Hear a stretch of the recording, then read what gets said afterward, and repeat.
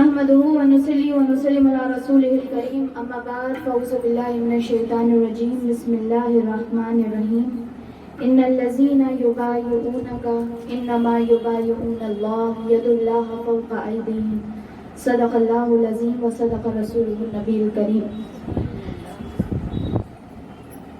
الحمدللہ اللہ رب العزت کا احسان، اس کا شکر، اس کا کرم، اور آقا صلی اللہ تعالیٰ علیہ وسلم کی نسبت اور آقا صلی اللہ تعالیٰ علیہ وسلم کا خاص فیض کہ آج ہم یہاں پہ ان کا ذکر کرنے، ان کا مبارک تذکرہ کرنے جمع ہوئے ہیں. اور آقا صلی اللہ تعالیٰ علیہ وسلم نے ہمیں اجازت دی ہے کہ ہم ان کا تذکرہ کر سکیں اور ہم ان کا ذکر کر سکیں اور اس مبارک ذکر سے فیضیاب ہو سکیں. آج جس چیز کا ہم ذکر کریں گے اور جس واقعے کا ہم ذکر کریں گے، سیرت کے جس گوشے کا، اسے صلح حدیبیہ کہتے ہیں. اور یہ صلح حدیبیہ جو ہے، اس لیے کیونکہ میں اس چیز کا ذکر اس لیے کرنا چاہتی ہوں کیونکہ بہت سارے مورخین اور سیرت نگار فتح مکہ تک جو ہے وہ بیان کیا جاتا ہے، اور لوگ جانتے ہیں فتح مکہ کے بارے میں، جو علم رکھنے والے ہوتے ہیں اور جو سیرت کے بارے میں جاننے والے ہوتے ہیں، ان کے بارے میں یہ ہے کہ وہ فتح مکہ تک جو ہے وہ جانتے ہیں. اور فتح مکہ جو ہے وہ اسلام کا ایک بہت بڑا ٹرننگ پوائنٹ ہے، اور فتح مکہ اپنے اندر ایک بہت بڑی اہمیت رکھتا ہے، کیونکہ مکہ فتح ہونا یعنی خانہ کعبہ مسلمانوں کے ہاتھ میں آنا، وہ بیت اللہ، وہ جو مین مرکز ہے اسلام کا، جس کی طرف ہم منہ کر کے نماز پڑھتے ہیں، وہ اسلام کے ذریعے وہ فتح کیسے ہوا، کیسے وہ خانہ کعبہ مسلمانوں کو ملا، یہ جاننا بہت ضروری ہے. کیونکہ آقا صلی اللہ تعالیٰ علیہ وسلم کی جو زندگی ہے نا، مبارک زندگی، یہ کوئی پھولوں کے اوپر نہیں رہی ہے. آقا صلی اللہ تعالیٰ علیہ وسلم جو ہے وہ مخمل کے سیج پہ نہیں بیٹھے رہتے تھے، اور آقا صلی اللہ تعالیٰ علیہ وسلم کی زندگی آسانی والی زندگی نہیں ہے، بلکہ ہر لمحہ آقا صلی اللہ تعالیٰ علیہ وسلم نے، چاہے وہ مکی زندگی ہو چاہے وہ مدنی دور ہو، آقا صلی اللہ تعالیٰ علیہ وسلم نے بہت ساری مشکلات کا سامنا کیا، بہت ساری پریشانیوں کا سامنا کیا، بہت ساری قربانیاں دی، بہت ساری صحابہ کرام نے قربانیاں دی، بہت صبر کیا، بہت مشکلات برداشت کرنی پڑی. اس کے بعد ہمیں جو ہے اسلام ملا ہے، یا ہمیں خانہ کعبہ ملا ہے. آج جس کی طرف ہم منہ کر کے نماز پڑھتے ہیں، یا جہاں حج کرنے جاتے ہیں، جس چیز کا طواف کرتے ہیں، اور جس کو ہم اپنا اسلام کا مرکز سمجھتے ہیں، وہ ایسے ہی نہیں مل گیا، بلکہ بڑی مشکلوں سے ملا ہے. بہت ساری پریشانیاں برداشت کرنی پڑی ہیں، بہت کچھ تکلیفیں برداشت کرنی پڑی ہے. ایک سامنے کا زخم ہوتا ہے جو برداشت کرنا پڑا ہے، یعنی سامنے سے جو تیر اور تلوار چلانا، وہ بھی برداشت کرنا پڑا ہے، اور ایک دل کا زخم ہوتا ہے، وہ بھی آقا کو بہت برداشت کرنا پڑا ہے. ہر طریقے سے تکلیف، ہر طریقے سے پریشانیاں، ہر طریقے سے مصیبتیں اور ہر طریقے کی آزمائش آقا صلی اللہ تعالیٰ علیہ وسلم کو برداشت کرنی پڑی ہے. یہ جو صلح حدیبیہ ہے، یہ ایک بڑی اہمیت رکھتا ہے، اور یہ صلح حدیبیہ جو ہے یہ ایسی اہمیت رکھتا ہے کہ صلح حدیبیہ یہی وہ راستہ تھا کہ جس سے مکہ فتح ہوا تھا. صلح حدیبیہ وہ راستہ تھا کہ جس سے مکے کی فتح جو ہے وہ اس کا دروازہ کھلا تھا.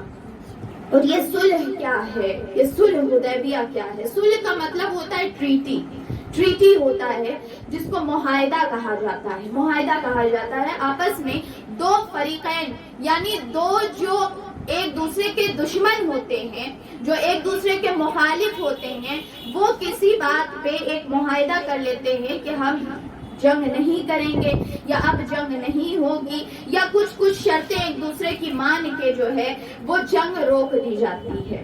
تو اس کو صلح کہتے ہیں اور اس کو معاہدہ کہا جاتا ہے، اس کو پیس ٹریٹی کہا جاتا ہے.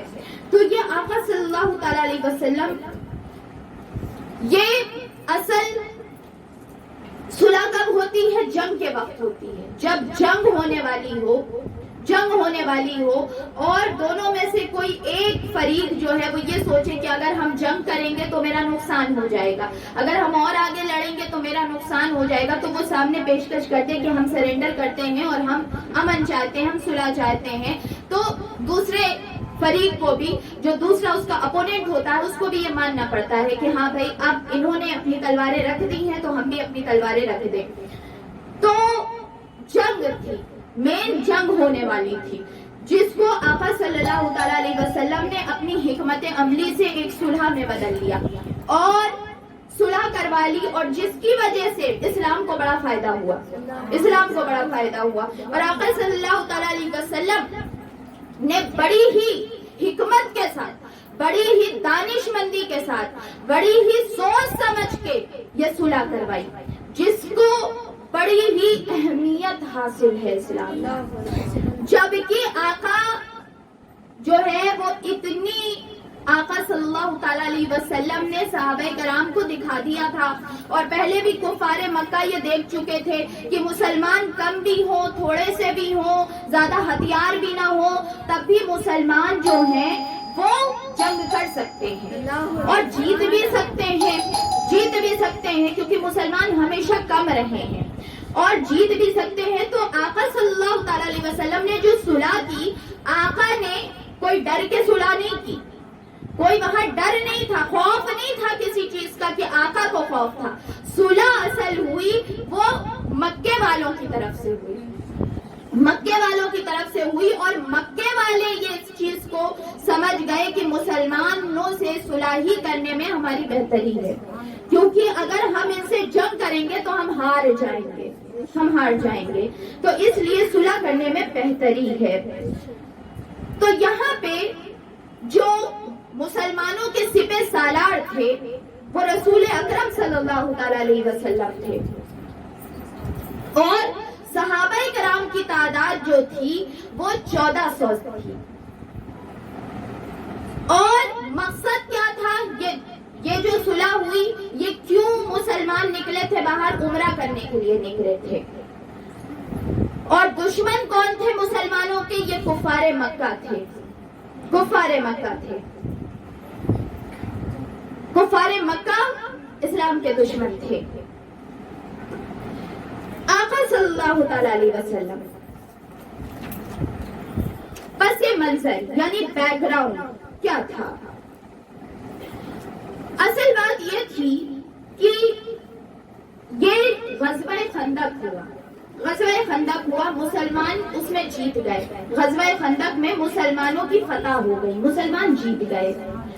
اب کیا ہوا کہ کفار کو بھی یہ پتا چل گیا کہ مسلمانوں کے اندر بہت طاقت موجود ہے، مسلمانوں کے اندر حکمت بھی موجود ہے، مسلمان عقل سے بھی لڑتے ہیں، اور مسلمان جو ہے وہ ہر طریقے سے، اپنے عقل کے اعتبار سے بھی، اپنی جنگی صلاحیتوں کے اعتبار سے بھی، اور اپنی جو ہے وہ قوت کے اعتبار سے بھی ہم سے زیادہ ہیں۔ ہاں تعداد میں کم ہے لیکن ہمت ان کی زیادہ ہے۔ تو یہ چیز جو ہے وہ کافروں کو پتہ چل گئی تھی، تو کافر جو ہے اب یہ نہیں سوچتے تھے کہ چھوٹے سے لوگ ہیں، تھوڑے سے لوگ ہیں، ختم کر دیا جائے گا، اب ان کے دل میں ڈر آ گیا تھا کہ نہیں، مسلمان تھوڑے سے نہیں، اگر یہ تھوڑے سے بھی ہوں تو زیادوں کو یہ ہرا دیتے ہیں، کیونکہ یہ آقا صلی اللہ تعالی علیہ وسلم کی بات اتنی زیادہ مانتے ہیں، یہ اتنے زیادہ منظم طریقے سے چلتے ہیں، اور یہ جس طریقے سے آقا کہتے ہیں جو چیز کرنے کو، یہ وہ چیز کر گزرتے ہیں، سوچتے نہیں ہیں، وہ چیز کر گزرتے ہیں۔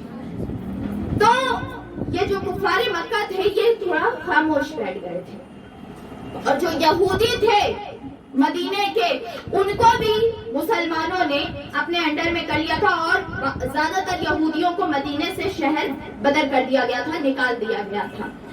تو یہ تھوڑا سا عرصہ، چند مہینوں کا عرصہ مسلمانوں کے اوپر سکون کا گزرا، اور یہ بہت بڑی بات تھی، اس لیے کیونکہ مسلمان کبھی سکون سے رہ نہیں پاتے تھے، اور آقا نے جب سے اعلان نبوت کیا تھا تب سے کبھی سکون کا دن نہیں گزرا تھا، اور یہ کچھ دن جو سکون کے گزرے تو آقا صلی اللہ تعالیٰ علیہ وسلم نے ایک خواب بھی دیکھا تھا، اور خواب میں یہ دیکھا کہ مسلمان احرام پہنے ہوئے ہیں اور عمرے کے لیے جا رہے ہیں، سر بنا ہوا ہے اور وہ عمرہ کر کے بال جو ہے وہ ترشوا رہے ہیں اور سر منڈوا رہے ہیں۔ تو آقا صلی اللہ تعالیٰ علیہ وسلم نے یہ خواب جو ہے وہ اپنے صحابیوں کو بتا دیا، اپنے صحابیوں کو بتایا۔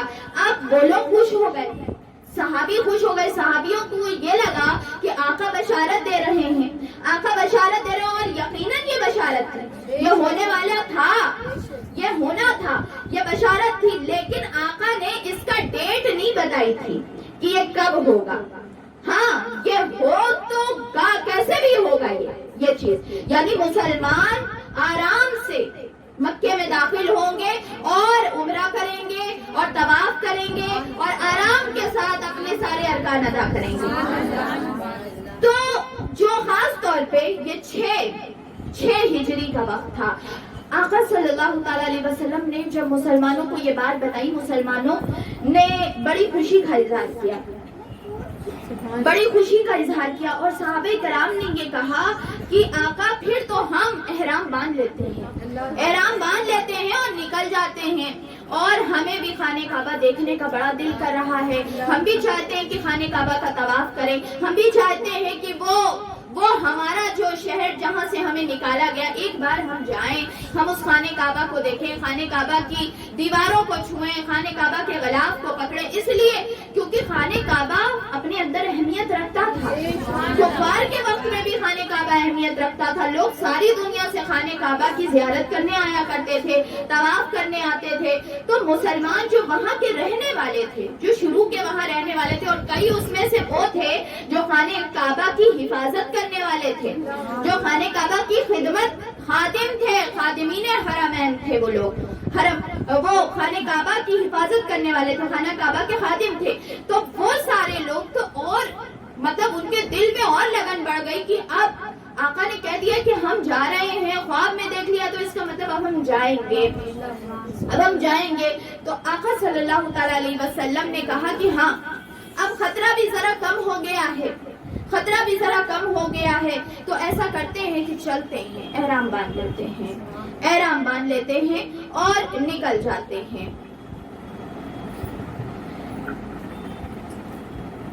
تو آقا نے عمرے کی ادائیگی کا اعلان کیا، آقا نے اعلان کیا۔ اب جیسے ہی اعلان ہوا تو سارے مسلمان، زیادہ تر تعداد کے جو مسلمان تھے وہ سب تیار ہو گئے کہ ہم بھی آقا کے ساتھ چلیں، اور آقا صلی اللہ تعالی علیہ وسلم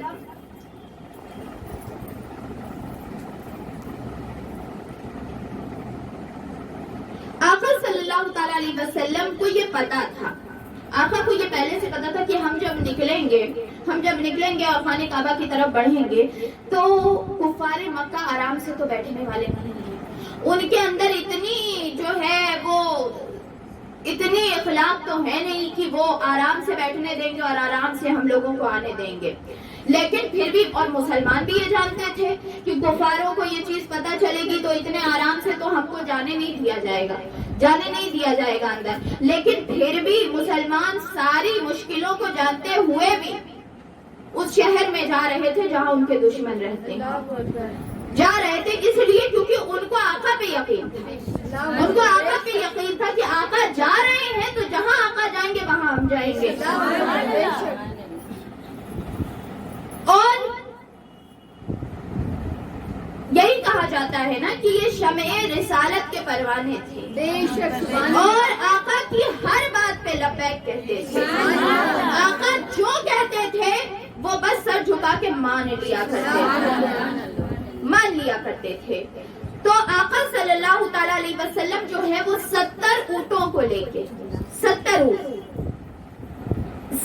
اونٹ حج پہ پہلے کے لوگ جب جب عمرہ یا حج پہ جاتے تھے تو ان کا یہ طریقہ ہوتا تھا کہ وہ قربانی کے جانور لے کے جایا کرتے تھے، قربانی کے جانور، اور وہ قربانی کا جانور نہیں ہوتا تھا، کچھ قربانی کے جانور لے کے جاتے تھے حج پہ جو جایا کرتے تھے، اور کچھ جو ہے جو عمرہ کرنے جاتے تھے وہ ہدیے کا جانور لے کے جاتے تھے، جس کو ہدی کہا جاتا تھا، یعنی عمرے کرنے کا شکر ادا کرنے کے لیے وہاں پہ قربانی کیا کرتے تھے۔ تو یہ اللہ کے گھر کی عظمت کے لیے کہ ہم نے اللہ کے گھر کی زیارت کی، اس کی خوشی میں ہم جانور قربان کر رہے ہیں۔ تو یہ شروع کا طریقہ تھا۔ دور جاہلیت میں بھی جب لوگ خانہ کعبہ کی طرف آتے تھے تو جانور لے کے آیا کرتے تھے کہ ہم جب جائیں گے اور طواف کریں گے اور خانہ کعبہ کی زیارت کریں گے تو اس کا شکر ادا کرتے ہوئے، اللہ کا شکر ادا کرتے ہوئے ہم جانور کی قربانی کریں گے۔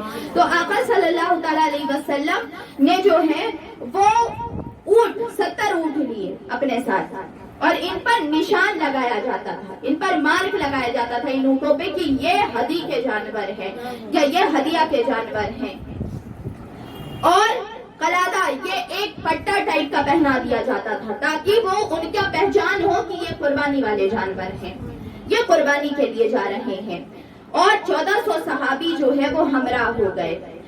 اب مدینے، جو کوئی بھی مدینے سے جو کوئی بھی عمرے کے لیے احرام باندھنا ہوتا ہے، اگر کوئی مدینے کے راستے سے مکہ آ رہا ہے تو وہ جو جگہ ہے جہاں پہ احرام باندھا جاتا ہے وہ ذوالحلیفہ، اس جگہ کو ذوالحلیفہ کہتے ہیں۔ آج بھی جب بھی کوئی جو ہے وہ مدینے شریف سے پہلے، کئی لوگ ایسے ہوتے ہیں عمرہ کرنے یا حج کرنے جاتے ہیں تو وہ پہلے مدینے شریف جاتے ہیں، تو وہ مدینے شریف جو جن کی فلائٹ پہلے جاتی ہے نا تو وہ مدینے سے نکلتے ہیں، بعد میں پھر وہ مدینے سے عمرے کے لیے نکلتے ہیں، اور تو جب وہ مدینے شریف سے نکلتے ہیں تو جہاں سے ان کو احرام باندھنا ہوتا ہے وہ ذوالحلیفہ والی جگہ ہوتی۔ تو ذوالحلیفہ کے مقام پر پہنچ کر آپ نے احرام باندھا، اور احرام اس لیے باندھا، مسلمانوں کو آقا نے کہا کہ احرام باندھ لو تاکہ ان دشمنوں کو بھی پتا چل جائے کہ ہم جو ہے وہ لڑائی کے لیے نہیں آ رہے، ہم عمرہ کرنے آ رہے ہیں، ہم عمرہ کرنے آ رہے ہیں، ہم لڑائی کرنے کے لیے نہیں آ رہے ہیں، اور ہمارا ارادہ لڑائی کا بالکل نہیں ہے کہ ہم تم سے جنگ کریں گے۔ اور عمرے کی ادائیگی کے لیے آقا صلی اللہ تعالیٰ علیہ وسلم نے جب احرام باندھا تو سارے مسلمانوں نے احرام باندھ لیا، اور یہ پہلا وہ واقعہ تھا جہاں آقا نے اسلام کے اعلان کے بعد اور مسلمانوں نے اسلام کے بعد سب سے پہلے احرام باندھا تھا، پہلا مسلمانوں نے وہ احرام باندھا تھا، سب نے احرام باندھ لیا، اور سب نے آقا سے پوچھا، دریافت کیا کہ آقا احرام کیسے باندھا جاتا ہے؟ آقا نے احرام باندھ کے دکھایا، سب نے ویسے ہی ویسے احرام باندھ لیا، ہر کوئی ایک کپڑے میں ایک لباس میں ہو گیا،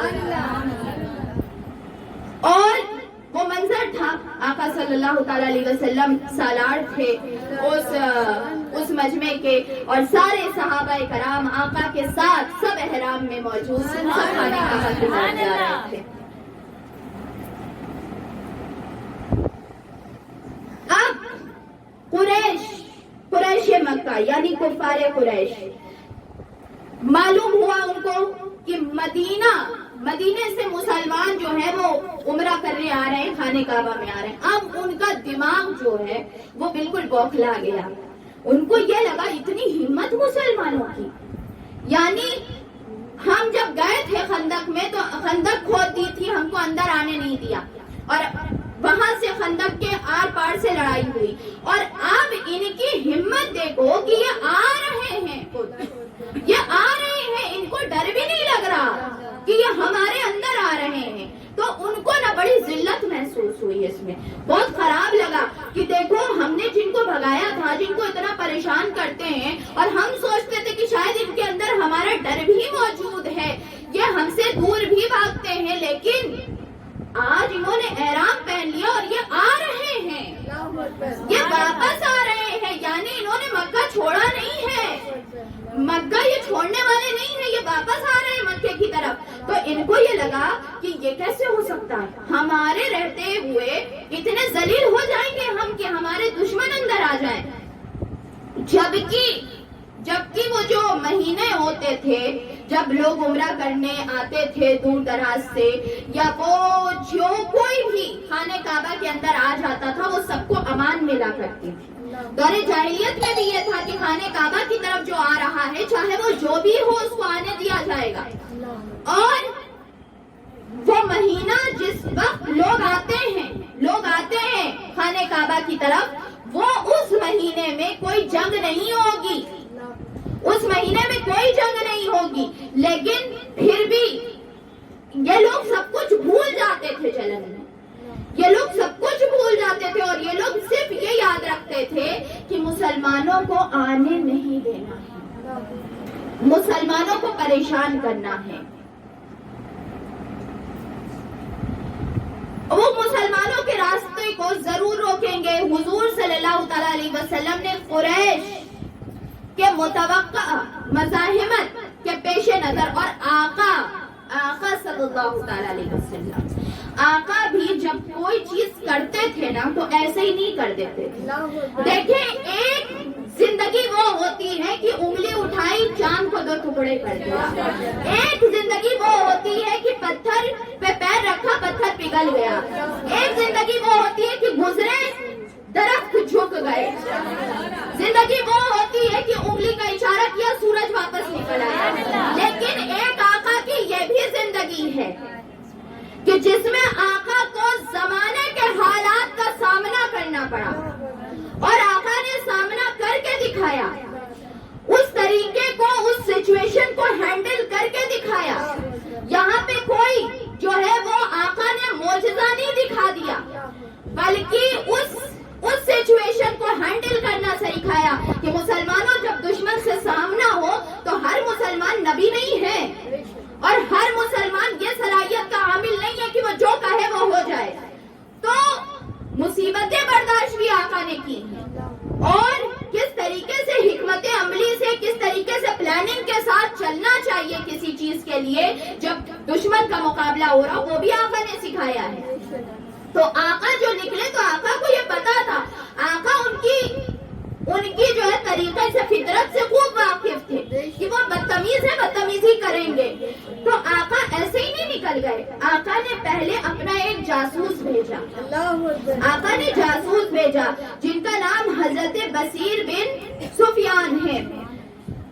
بصیر بن سفیان جو تھے، ان کے لیے آقا نے یہ کام لگایا تھا کہ تم جاؤ اور پہاڑ کے پیچھے سے دیکھتے رہنا کہ مکے والے کیا کر رہے ہیں، یعنی آقا جو ہے اپنے جاسوسوں کو بھی بھیجا کرتے تھے۔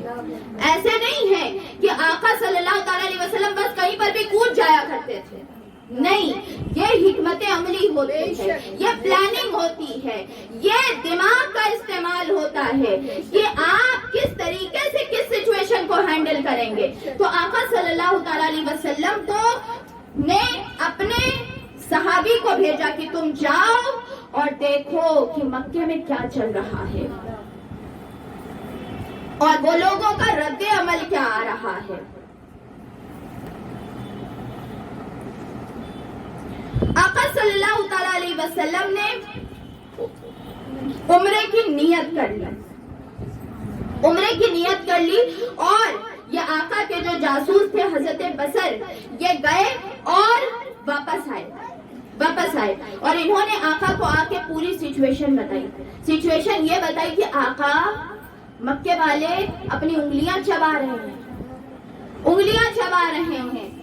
اور یہ مکے والے جو ہیں وہ بڑے پریشان ہو رہے ہیں، ان کا جو دماغ میں جو ایک جلن ہے نا وہ بہت زیادہ ہو چکی ہے، اور یہ اپنی بدتمیزیوں سے باز آنے والے نہیں ہیں، یہ لڑائی کے لیے آمادہ ہیں۔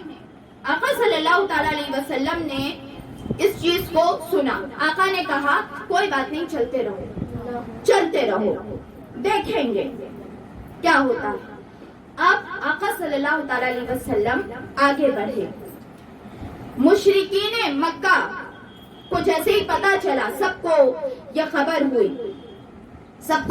ہوئی، مکے میں سارے لوگوں نے، جو کفار کے سردار تھے ابو سفیان، اور جو ہے ان کے ساتھ کچھ لوگ اور تھے، جو سارے موجود تھے قریش مکہ، اکرمہ، سفیان، سہیل اور عمر۔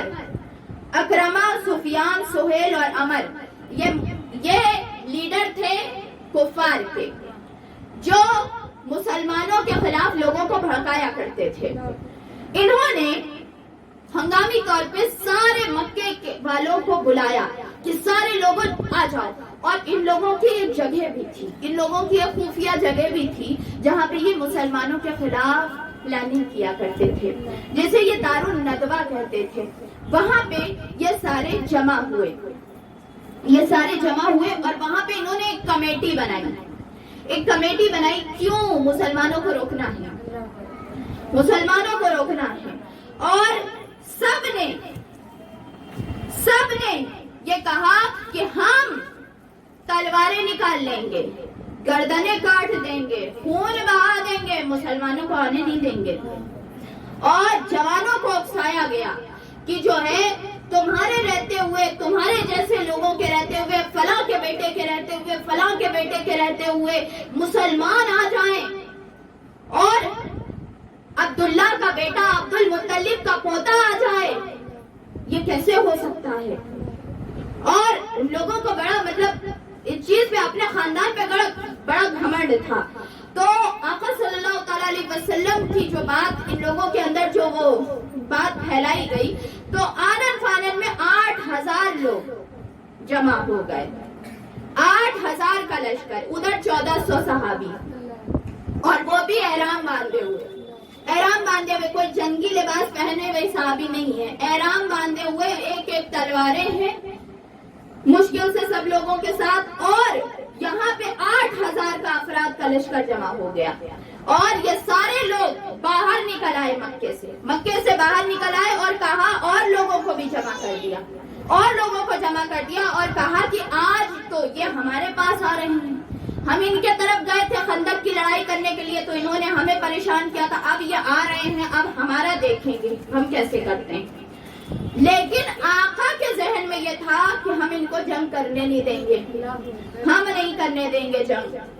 اور یہ لوگ جو ہے یہ آئے، یہ باہر مکے کے باہر آ کے انہوں نے پڑاؤ ڈال لیا، انہوں نے بھی اپنا پڑاؤ ڈال لیا مکے کے باہر آ کے، اور یہ کہا کہ مکے کے راستے ہی میں ہم روکیں گے اور ہم بدلہ لے لیں گے غزوہ خندق کا۔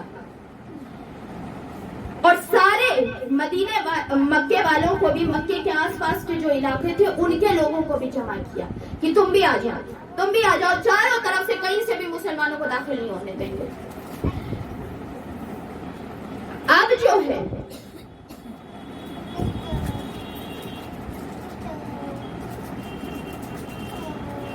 آقا صلی اللہ تعالی علیہ وسلم مسلمانوں کی نقل اور حرکت پر نظر رکھنے کے لیے ان لوگوں نے بھی اپنے لوگوں کو بھیجا، اور یہ لوگ بھی مسلمانوں کے اوپر نظر رکھے رہتے تھے۔ آقا صلی اللہ تعالی علیہ وسلم نے یہ بات جب سنی، آقا نے سارے صحابیوں کو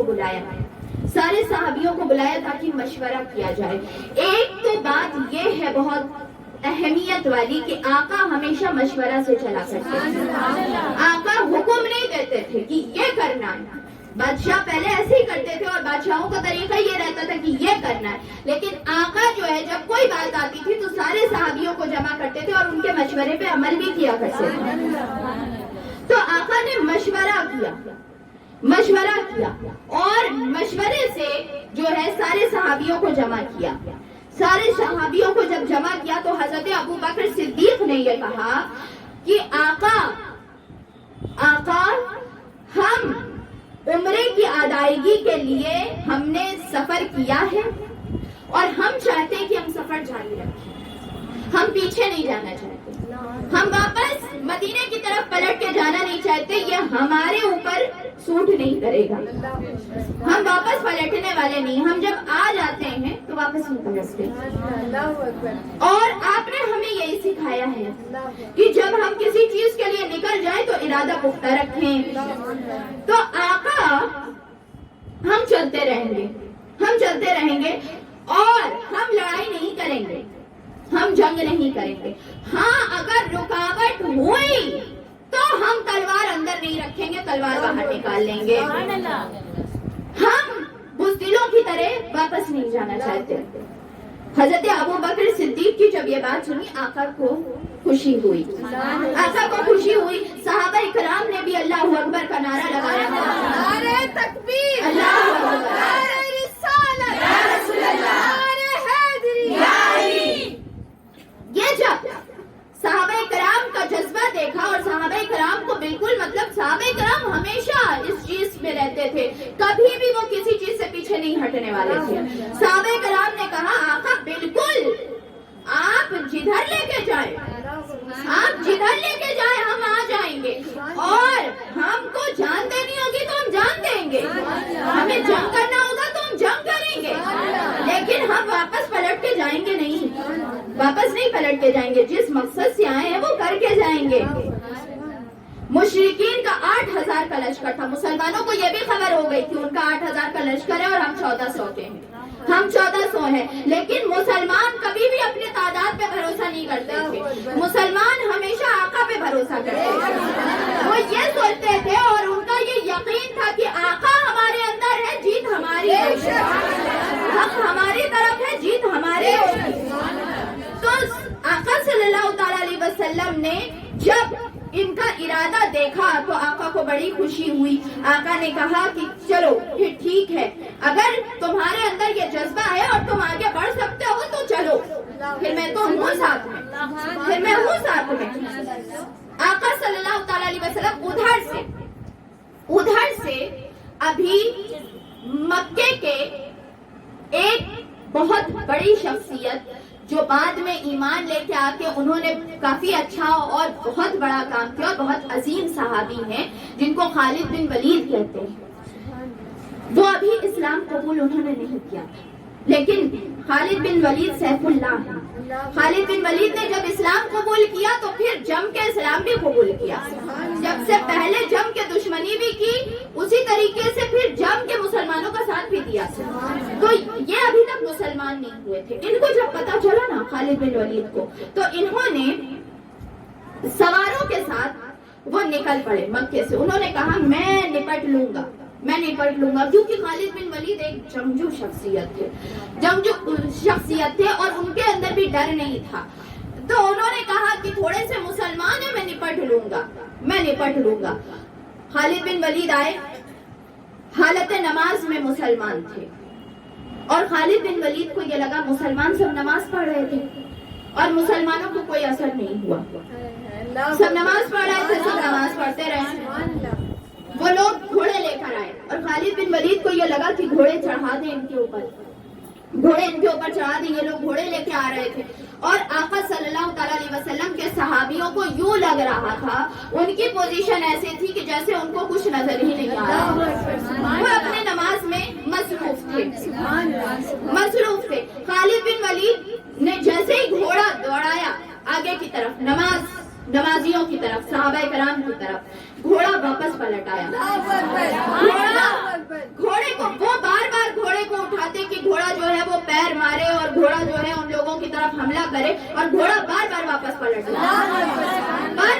پلٹ جاتا, اور یہاں تک کہ وہ کوشش کرتے رہے, اور مسلمانوں نے سلام پھیر لیا, اور تب جو ہے وہ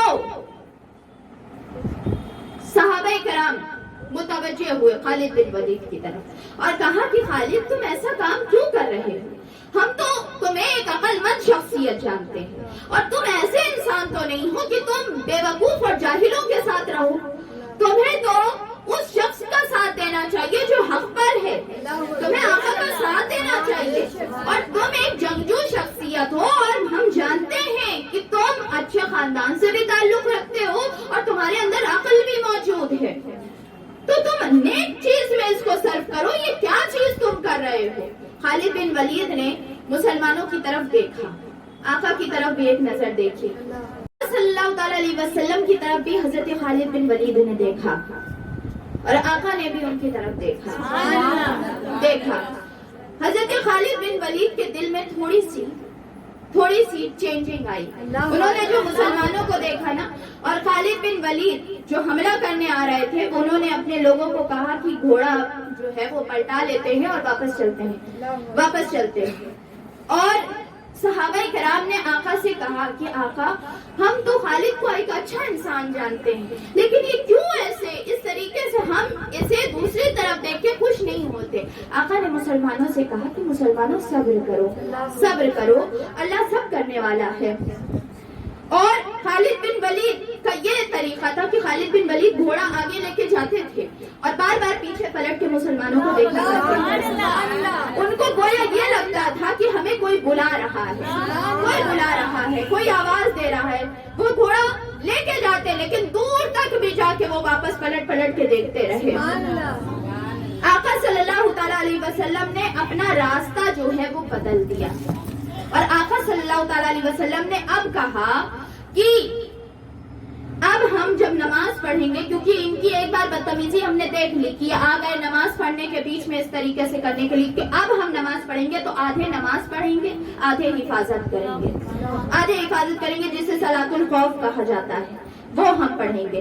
اور ہم جو ہے وہ ہمیشہ چاق اور چوبند رہیں گے. رات میں بھی آقا صلی اللہ تعالیٰ علیہ وسلم نے کچھ صحابہ کرام کو نگران بنا دیا اور یہ کہا کہ تم رات میں بھی، جب کچھ لوگ سارے صحابہ کرام سو جائیں تو کچھ ٹائم کے لیے یہ چند صحابہ جاگیں گے، پھر یہ سو جائیں تو یہ جاگیں گے، پھر یہ سو جائیں تو یہ جاگیں گے، اور یہ جو ہے وہ حفاظت کرتے رہیں گے. آقا صلی اللہ تعالیٰ علیہ وسلم نے اپنا راستہ بھی بدل دیا. راستہ کہا کہ راستہ تبدیل کر دیتے ہیں.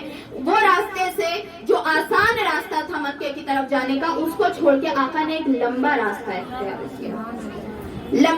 اختیار کیا. لیکن یہ راستہ مشکل تھا، یہ راستہ پریشانی والا تھا. لیکن آقا صلی اللہ تعالیٰ علیہ وسلم اور آقا کے صحابیوں نے ہمیشہ پریشانی والا راستہ تو اختیار کیا ہے. اور مسلمان جب اسلام پھیلا ہے تو تکلیف ہی گزار راستوں سے پھیلا ہے، آسانی سے بیٹھ کے اسلام نہیں پھیلا. ایک جگہ آئی، جب راستہ چینج کیا تو ایک جگہ آئی جسے حدیبیہ کہتے ہیں. وہاں پہ آقا صلی اللہ تعالیٰ علیہ وسلم کی جو اونٹنی تھی جس کا نام قصوہ تھا، وہ بیٹھ گئی. اب مسلمانوں نے کوشش کی کہ آگے بڑھایا جائے، وہ نہیں اٹھی. اور مسلمانوں نے یہ سوچا کہ شاید یہ تھک گئی ہے یا بات نہیں مان رہی ہے، نہیں اٹھی. آقا صلی اللہ تعالیٰ علیہ وسلم نے کہا یہ تو نہ تھکی ہے اور نہ یہ بات نہیں مان رہی، ایسا نہیں ہے. یہ جو بیٹھی ہے اللہ کے حکم سے بیٹھی ہے، اور اس کو روکنے والے نے روکا ہے، اس لیے یہ رکی ہے. کیونکہ ہم جو ہیں، میری اونٹنی، سوچے آقا کی اونٹنی بھی اللہ کی رضا جانتی ہے. یہ اونٹنی نے اس وقت بھی کام کیا تھا جب آقا مدینہ شریف میں گئے تھے، تو آقا نے یہ کہہ دیا تھا کہ میری اونٹنی کو چھوڑ دو، جہاں وہ بیٹھ جائے گی وہیں پہ اللہ کا منشا ہوگا کہ وہاں پہ ہم جو ہے وہ قیام کرے. تو حضرت ابو ایوب انصاری کا گھر تھا جہاں آج مسجد نبوی موجود ہے، تو وہاں پہ اونٹنی جا کے بیٹھی اور وہ اللہ کی مرضی سے بیٹھی. ویسے ہی یہاں حدیبیہ کے میدان میں بھی اونٹنی بیٹھ گئی اور صحابہ کرام نے بڑی کوشش کی لیکن وہ اٹھی نہیں. آقا نے کہا کہ یہیں پہ خیمے لگا لو، یہیں پہ تھوڑے دیر رک جاتے ہیں، اس لیے کیونکہ اللہ کی مرضی یہ ہے کہ ہم یہاں رک جائیں.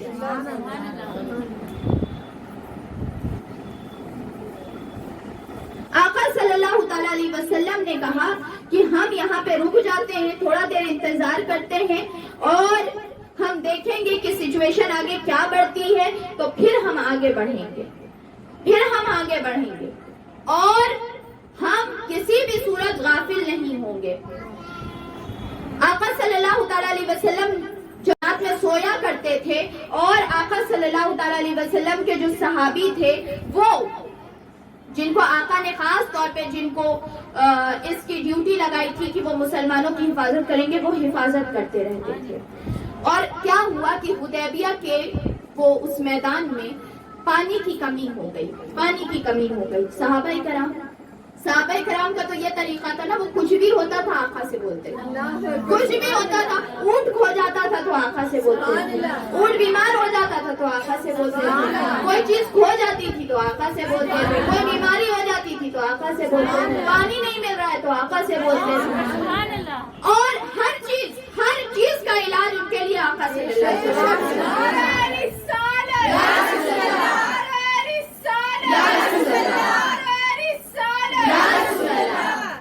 تو وہاں ایک کنواں تھا، وہ سوکھا پڑا تھا. آقا صلی اللہ تعالیٰ علیہ وسلم کے جو صحابی تھے ان کے پاس پانی ختم ہو گیا جو وہ پانی لے کے آئے تھے.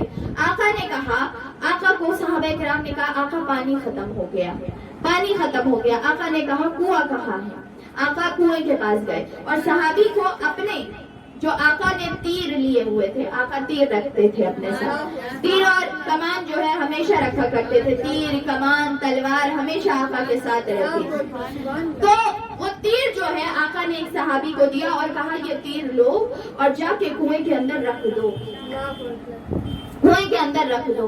آقا صلی اللہ تعالیٰ علیہ وسلم نے رسی کی مدد سے صحابہ کرام کو کہا کہ ایک صحابی کو نیچے اتارو اور وہاں پہ یہ تیر رکھ دو. وہ تیر نیچے رکھ دیا گیا کنویں میں ڈال دیا گیا وہ تیر. اور جیسے ہی وہ تیر گیا اس میں اور صحابی باہر آئے، وہاں سے پانی نکلنا. یہ آقا کا معجزہ تھا، یہ آقا کا معجزہ تھا. منافقین جو منافق تھے انہوں نے جب یہ چیز دیکھی انہوں نے کہا ارے وہ تیر سے کھود دیا ہوگا، وہ کچھ پانی ایسے کر دیا ہوگا وہی آنے لگا. یہ لوگ تو ہر بات میں معجزہ ہی کہنے لگتے ہیں، ہر بات میں وہی ہونے لگتا ہے، یہ ہر بات میں جو ہے بڑھانے. جبکہ ہے مسلمان، وہ خود بھی وہ احرام باندھے ہوئے ہیں اور پیچھے میں ہے اور ایسی ایسی بات کر رہے ہیں. ارے وہ صحابہ کرام نے کہا، صحابہ کرام جیسے ہی معجزہ دیکھتے تھے یا رسول اللہ کا نعرہ لگا، یا رسول اللہ، نعرہ تکبیر، نعرہ رسالت، نعرہ رسالت، نعرہ رسالت، نعرہ حیدری. تو آقا جو ہے وہ جیسے ہی کوئی معجزہ ہوتا تھا صحابہ کرام خوش ہو جاتے تھے، خوش ہونے لگتے تھے اور ایک دوسرے کو گلے لگتے تھے، خوش ہوتے تھے. یہ دیکھو آقا نے ہماری مشکل حل کر دی. سب کے چہرے پہ خوشی ہو جاتی تھی، سب ایک دوسرے کو. اور منافقوں کا منہ بن جاتا تھا، ان کا منہ بن جاتا تھا. اور ان کو جب مطلب صحابہ کرام سارے تو نہیں جانتے تھے نا کہ یہ سارے منافق ہیں جو بیچ میں گھسے. اب وہ جاتے تھے ان سے ملنے کے لیے، دیکھو ہمارا پانی کا حل ہو.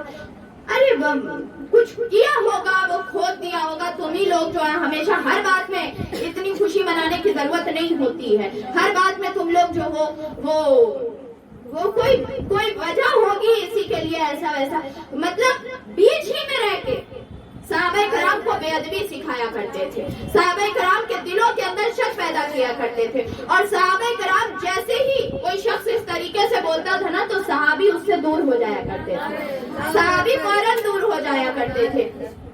اور صحابیوں کو یہ چیز پتہ چل جاتی تھی کہ اس کے دل میں جلن ہے، اس کے دل میں جلن ہے، اس کے دل میں بیماری ہے، یہ کوئی بات جو ہے وہ کرنے کی کوشش کر رہا ہے. صحابہ کرام چاہے وہ چھوٹا بچہ بھی کیوں نہ ہوتا تھا، اگر وہ بھی دیکھتا تھا نا کسی کا چہرہ اس طریقے سے مڑوڑتے ہوئے یا کسی کو اس طریقے سے کرتے ہوئے تو وہ آ کے آقا کو بتا دیا کرتے تھے، آ کے آقا کو بتا دیتے تھے کہ آقا آپ یہ کر رہے تھے نا تو ان کا منہ بن رہا تھا، وہ ایسا منہ بنا رہے تھے. جب سب خوش ہو رہے تھے نا تو وہ اس طریقے سے ایسی باتیں کر رہے تھے، وہ آقا کو بتا دیا کرتے تھے.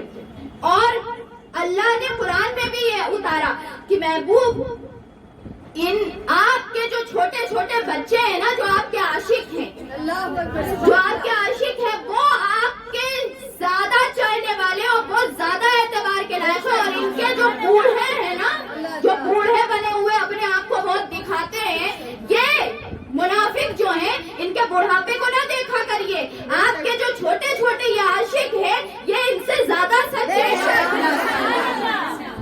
اخلاص والے ہیں. تو منافقوں کو یہ خراب لگا. صحابہ کرام جو ہے وہ ان لوگوں کی بات کو زیادہ توجہ ہی نہیں دیا کرتے تھے. آقا صلی اللہ تعالیٰ علیہ وسلم نے اپنے ایک سفیر کو بھیجا کہ جاؤ مکے والوں سے بات کر کے آؤ، مکے والوں سے بات کرو اور مکے والوں سے کہو کہ ہم آ رہے ہیں آمن کے ساتھ عمرہ کرنے کے لیے.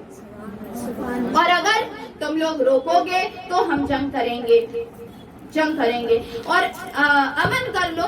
تھوڑے دن کے لیے جنگ روک دیا جاتا ہے, تھوڑے دن کے لیے نہ ہم تمہارے اوپر ہاتھ اٹھائیں گے نہ تم ہمارے اوپر اٹھانا, ہم لوگ عمرہ کر کے چلے جائیں گے اور پھر جو ہے وہ واپس سے وہ چیز ہو جائے گی.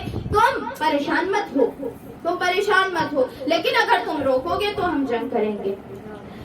جو آقا کے سفیر وہاں گئے اور انہوں نے یہ بات رکھی کہ دیکھو اس طریقے سے, تو ان لوگوں نے حملہ کر دیا اور مارنے کی کوشش کی. لیکن کچھ جو لوگ تھے نا, کچھ جو وہاں کے مکے کے لوگ تھے, ان کو یہ بات جو ہے وہ ذرا سا ان لوگوں نے یہ سوچا کہ اگر جو ہے یہاں پہ یہ قتل ہو جائیں گے تو کچھ اور مکے والے, جو مکے کے آس پاس کے گاؤں والے لوگ ہیں نا, ان کو یہ چیز خراب لگے گی. اس لیے کیونکہ ان کا یہ طریقہ تھا کہ اگر کوئی ریپریزنٹیٹیو یا کوئی ایلچی آتا تھا تو اس کو جو ہے مارا نہیں جا سکتا. کسی کا اگر کوئی ریپریزنٹیٹیو آئے تو اس کو مار نہیں سکتے ہیں آپ. تو یہ جرم تھا, قانوناً جرم تھا مکے والوں کے اندر. تو اگر مار دیں گے تو یہ لوگ کہیں ساتھ نہ چھوڑ دیں, تو اس لیے کہا کہ نہیں, ان کو مارو مت, چھوڑ دو. تو آقا صلی اللہ تعالی علیہ وسلم کے جو صحابی ہے وہ واپس آ گئے اور انہوں نے آقا صلی اللہ تعالی علیہ وسلم کو آ کے یہ چیز بتائی کہ اس طریقے سے جو ہے وہ کر رہے ہیں. اب انہوں نے اپنا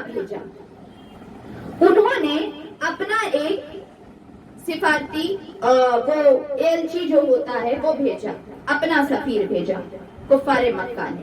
اب کفار مکہ نے جو اپنا بھیجا تو وہ آیا, اس نے آقا صلی اللہ تعالی علیہ وسلم کو اور صحابہ کرام کے پاس آیا وہ شخص, اور اس نے جو ہے نا, اس نے یہ کہا کہ میں جا کے بات کروں گا, مکے والوں سے کہا میں جا کے بات کروں گا, میں ان کو سمجھاؤں گا ایسا ویسا. تو آقا کے پاس آیا تو آقا صلی اللہ تعالی علیہ وسلم, اور وہ آ کے اس نے یہ نہیں کہا, صلح صفائی کی بات نہیں کی, اور یہ بھی نہیں کہا کہ ہاں ایسا آپ کی بات سنی جائے یا کچھ ایسی بات نہیں, بلکہ اس نے ڈرانا شروع کیا. اس نے کہا کہ نا مکے کی فوج نا بہت زیادہ ہے, آپ آگے بڑھیے گا تو آپ کا نقصان ہو جائے گا, اور جو ہے وہ لوگ ختم کر دیں گے, بالکل جوش میں ہیں, ختم ہو جائے گا سب کچھ, اور آپ جو ہیں وہ ہتھیار کے بغیر ہیں, احرام پہنے ہوئے ہیں, اور اس طریقے سے آپ اگر جائیے گا تو آپ کے اوپر خطرہ ہو سکتا ہے. ہم آپ کے خیر خواہ ہو کے بتا رہے ہیں, آپ یہ مت سوچیے گا مکے والوں کی طرف سے ہم آ کے آپ کو بات کر رہے ہیں, نہیں, ہم آپ کی بھلائی کے لیے بتا رہے ہیں. آقا نے کہا کہ رہنے دو, بھلائی کرنے کے لیے رہنے دو. اور صحابہ کرام بھی ایک دوسرے کا منہ دیکھ کے مسکراتے تھے, کہہ رہے تھے حضرت ابو بکر صدیق یا حضرت عمر, وہ ایک دوسرے کو دیکھتے, حضرت علی, اور ایک دوسرے کو دیکھ کے کہ یہ دیکھو ڈرانے کے لیے آیا, ڈرانے کی کوشش کر رہا ہے. آقا صلی اللہ تعالی علیہ وسلم نے کہا کہ اس سے بے فکر رہو کہ ہم ڈرنے والے نہیں ہیں, تو ڈرانے ورانے کی بات نہ کرو. ہاں, اگر اندر جانے کی اجازت کی بات کچھ ہے کہ ہاں اس میں معاہدہ کر سکتے ہیں تو بتاؤ, ورنہ یہاں پہ آ کے مکے کی فوج کے ڈرانے کی کوشش کرو گے تو وہ نہیں ہونے والا. واپس چلے جاؤ. تو وہ واپس آ گیا, اس کو بڑی خراب لگا کہ جو ہے بڑی بے عزتی ہو گئی میری. آیا, اس نے کہا کہ مکے والوں تم کیا سوچ رہے ہو کہ وہ ڈر جائیں گے, وہ ڈرنے والے نہیں ہیں, اور وہ لوگ پورے آرام سے ہیں, سکون سے ہیں. ان کے لیے سکون ان کے آقا ہیں, تم سوچ رہے ہو ان کو بیچ ریگستان میں روک کے ان کو پریشان کر دو گے, ان کے آقا ان کے ساتھ ہے, وہ ان کا چہرہ دیکھتے سکون سے رہتے, وہ ان کو جو کچھ بھی چاہیے ہوتا ہے ان کے جو ہے رہبر ان کو عطا کر دیتے ہیں. تو کوئی پریشانی ہے نہیں, نہ وہ ڈرنے والے ہیں. تو تم جو ہو بلا وجہ جو ہے ایسا کر لو, صلح کر لو تم بھی. اب وہ لوگوں نے کہا بات کرنا آتا نہیں ہے, چلا گیا, تم دوسرے کو ہم بھیجیں گے. آتا ہے نہیں, تم کو نہیں آتا کس طریقے سے بات کی جاتی ہے. یہ بزدل انسان جا کے وہاں سے ڈر کے واپس آیا ہے, اور ان لوگوں نے دوسرے کو بھیجا, عروہ بن مسعود ثقفی جو ہے, یہ جو تھے انہوں نے کہا کہ دیکھو میں بات کر کے آتا ہوں. وہ علمی شخصیت تھے تھوڑا اور تھوڑا وقار بھی رکھتے تھے. انہوں نے کہا رکو میں بات کر کے آتا ہوں اور میں جس طریقے سے بتاؤں گا نا تو وہ سمجھ جائیں گے کیونکہ میں ایک وقار والا انسان ہوں. تو میں جاؤں گا بات کروں گا تھوڑا سمجھاؤں گا. اب وہ گیا آیا دیکھا اور اس نے جو ہے آ کے سمجھانا نہیں کیا. اس نے آ کے صرف دیکھا کہ مسلمان کیا کیا کر رہے ہیں, مسلمان کیا کیا کرتے ہیں, اور تھوڑا سا اس نے بھی کوشش کی ڈرانے کی اس نے بھی کوشش کی. اور وہ یہ کہہ رہا تھا کہ ہم بھی یہ چاہتے ہیں کہ آپ لوگوں کو امن کے ساتھ داخل ہونے دیا جائے اور اسی کے لیے ہم بات کرنے آئے ہیں. اب وہ بات کرنے جب وہ آقا کے پاس بیٹھا تھا نا, آقا صلی اللہ تعالی علیہ وسلم کے صحابی عروہ بن مسعود یہ شخص تھا اور آقا کے ایک صحابی تھے حضرت مغیرہ بن شعبہ رضی اللہ تعالیٰ عنہ. یہ جوان صحابی تھے. آقا کے باڈی گارڈ تھے. یہ کھڑے ہوئے تھے اس وقت آقا کے پاس کھڑے ہوئے تھے ایز اے باڈی گارڈ وہاں کھڑے تھے. اور عروہ یہ جو ہے مغیرہ بن شعبہ ان کی یہ چیز مشہور تھی اسلام سے پہلے کہ یہ بڑے لاؤبالی نوجوان تھے, بہت مطلب ہاتھ سے نکلے ہوئے جن کو کہا جاتا ہے. اور یہ کسی سے کچھ بھی بولتے تھے, ان کے منہ پہ لگام نہیں تھی, کچھ بھی بولتے تھے. لیکن جب انہوں نے اسلام قبول کر لیا, آقا کی صحبت میں آ گئے تو ادب کا پیکر بن گئے تھے.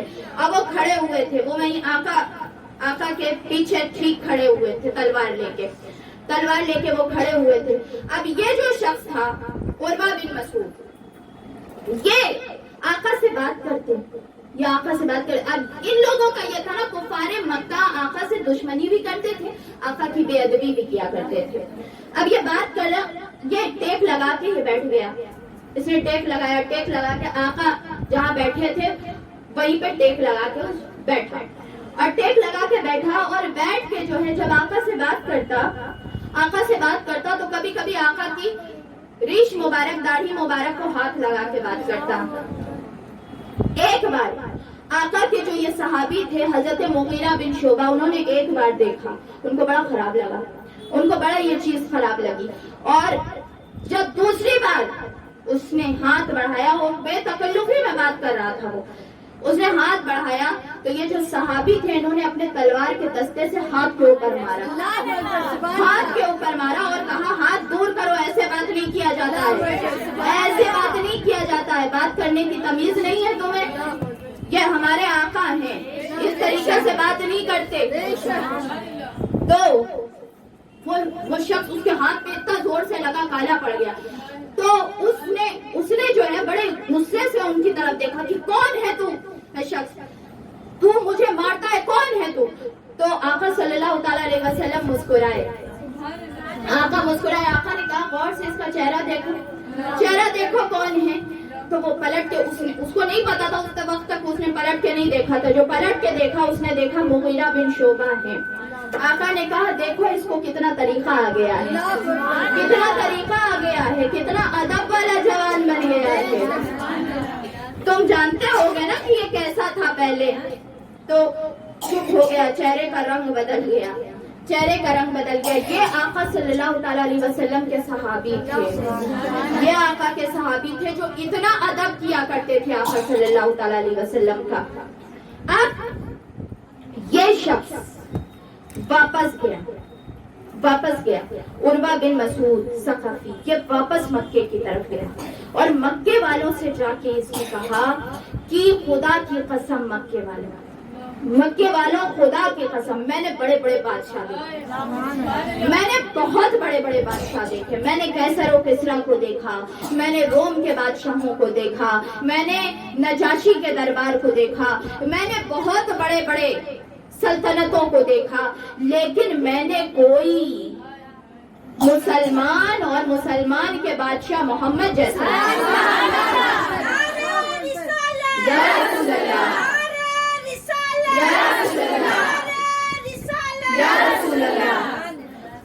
ہر جگہ رولز اینڈ ریگولیشنز لکھے ہوئے ہوتے ہیں, ہر جگہ کچھ پولیس ہوتی ہے اور کچھ لوگ ہوتے ہیں جو سکھاتے ہیں کہ ایسا کرو, یہاں پہ کھڑے ہو جاؤ, آستے بولو,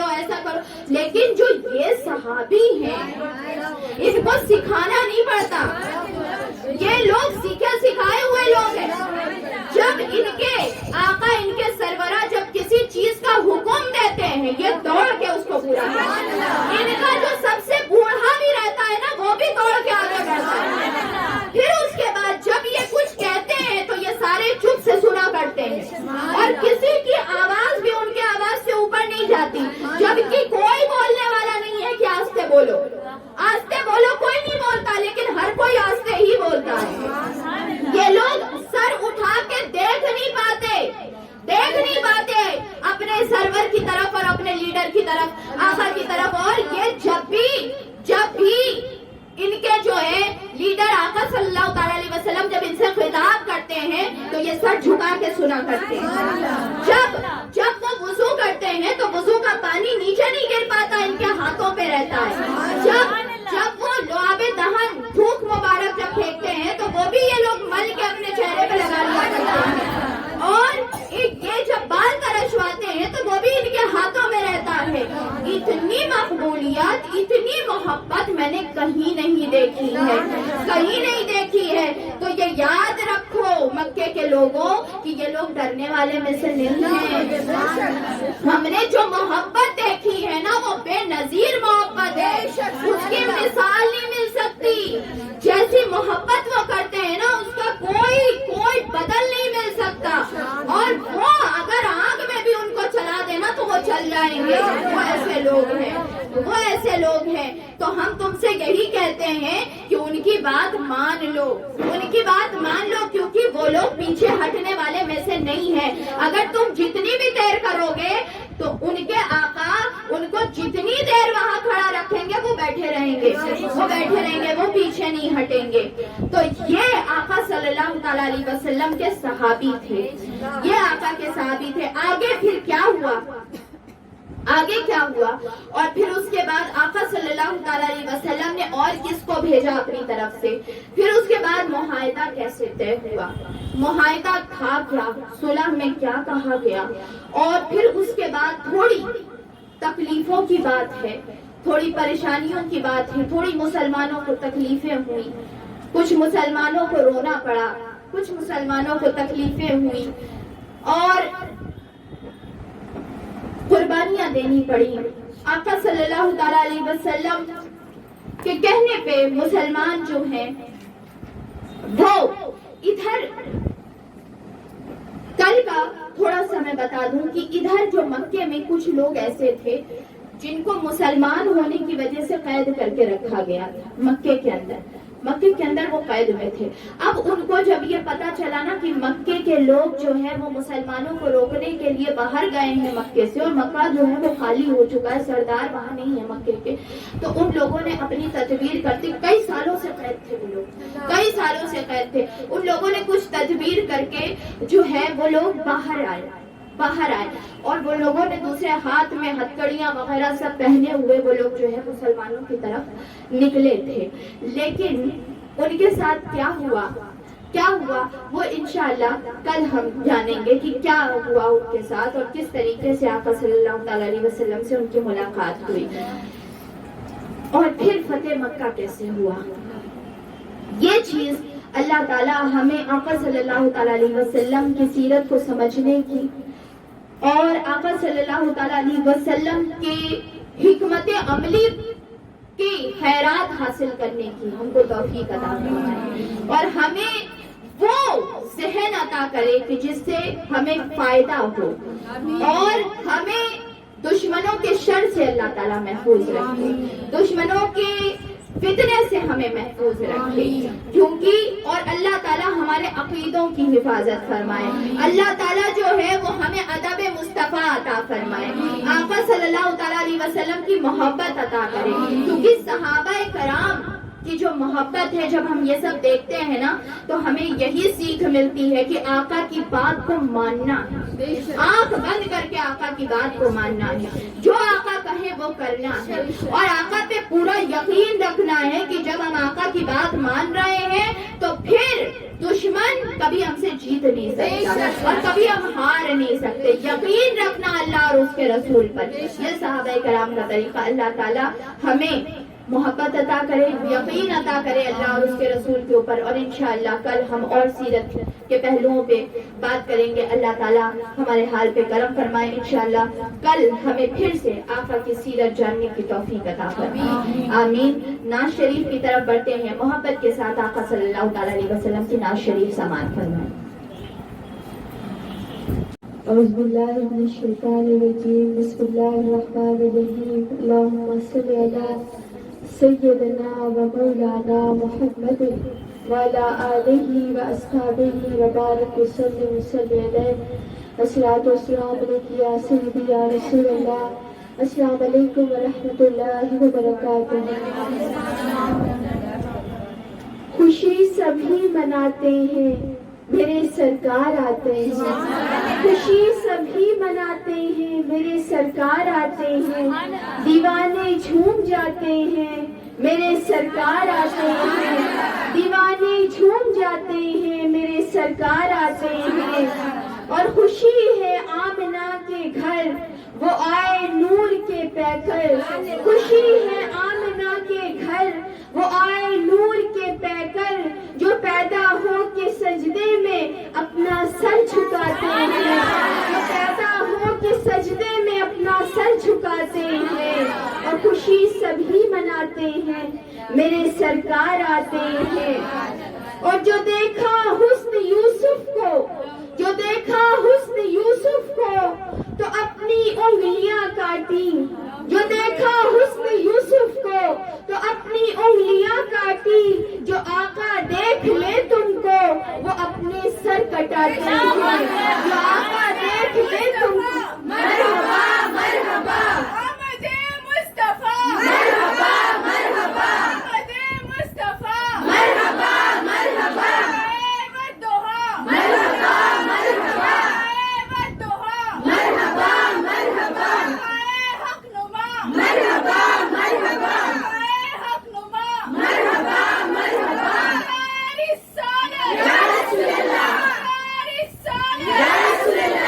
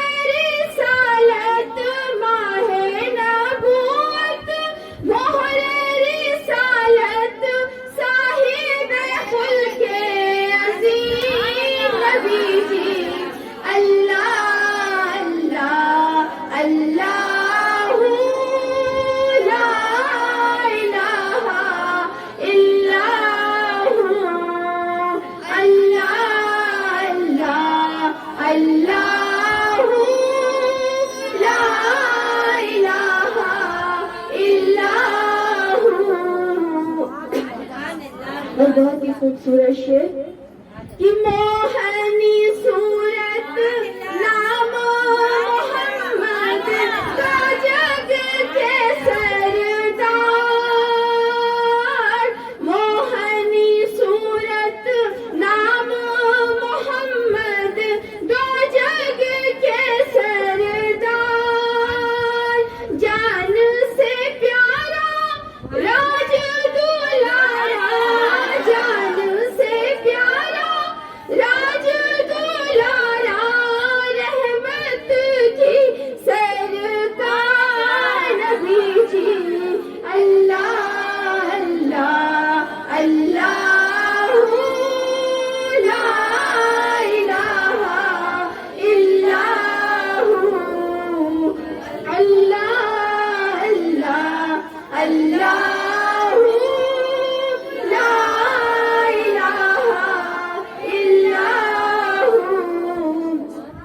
جبریل آئے جھولا جھلانے، لوری دے ذیشان، جبریل آئے جھولا جھلانے، لوری دے ذیشان، سو جا